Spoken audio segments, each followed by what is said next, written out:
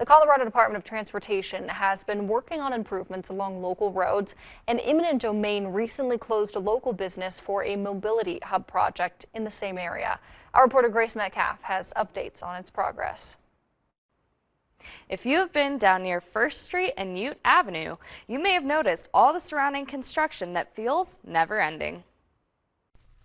Since fall of last year, the Colorado Department of Transportation has been reconstructing roads to improve their conditions and functionality. The contractor is currently installing some storm drainage infrastructure south of Main Street. Construction activities are anticipated to begin installing drains and water main infrastructure on the east side of First Street and Main Street fairly soon. Once the storm drains are in, the finishing touches like traffic lights and landscaping will be installed. There's a chance that we're going to have some additional closures on Main Street on both the east and west sides of the intersection, just to accommodate a couple of more infrastructure construction activities. Despite the frustrations that may come from constant construction, people are looking forward to seeing the final product.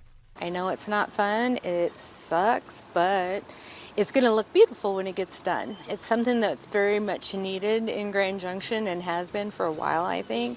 And ultimately, the finished roads and mobility project will benefit the community, but it didn't come without a cost to one local business. Through eminent domain, GJ Auto Sales has closed to make room for the mobility project, but not before CDOT negotiated a price with the owners to sell the business.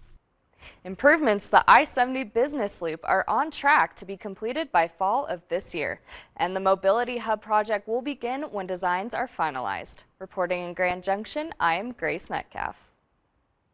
And for more information on both projects, head over to our news app.